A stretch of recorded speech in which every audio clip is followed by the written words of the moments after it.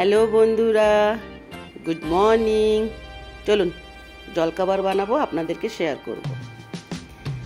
তো কি কি লাগবে: কারি পাতা, পেঁয়াজ, আলু, লঙ্কা কুচি নিয়েছি, আদা কুচি, গাজর, এগুলো সব আমি ডুমো ডুমো করে কেটেছি। আর এই সুজিটাকে শুকনো খোলায় আমি একটু নেড়ে নিয়েছি। তো বুঝতে পারছেন আমি কি বানাবো, বলার দরকার নেই। তো আমি কড়া চাপিয়ে দিয়েছি, সাদা তেল দিয়েছি 4 চামচ, এটাতে একটু তেল বেশি লাগে। আর আমি সর্ষে দিয়ে দিয়েছি, ফোড়নে সর্ষে দিয়েছি। আর 1 চামচ ছোলার ডাল, 1 চামচ কড়াইয়ের ডাল, এটা আমি তেলে দিয়ে দেবো। সামান্য একটু ভাজবো, সামান্য ভেজে নিই।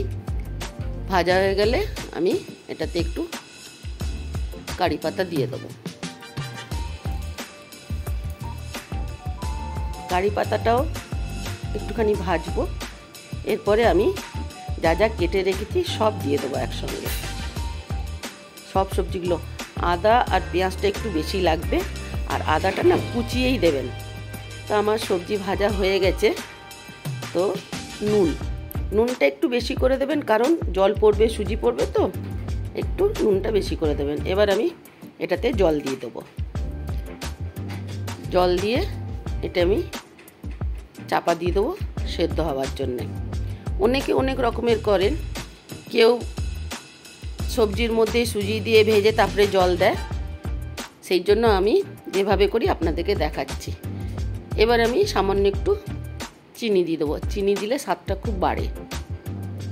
এবারে এই বাটিতে দেখছেন এরকম একটু একটু করে দেবো, বা আর এক হাতে নাড়বো। তো যেহেতু এক হাতে ক্যামেরা আছে, তাই এটা আপনাদেরকে আমি দেখাতে পাচ্ছি না। তো এই যে আমার সুজি হয়ে গেছে, এবারে খাবো। তো চলুন, বেড়ে নিয়েছি। আচ্ছা, এই উপমা হলে আমার আবার চা খেতে খুব ইচ্ছে করে, আর ভালোও লাগে। এমনিতে চায়ের কোনো নেশা নেই, কিন্তু উপমাটা হলে আমার চাটা লাগেই। ভীষণ ভালো লাগে উপমার সাথে চা খেতে।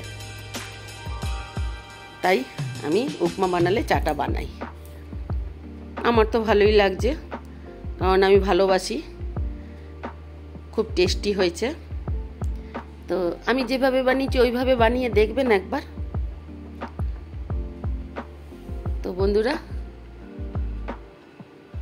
চলুন আমি জলখাবার খাই। Bye bye.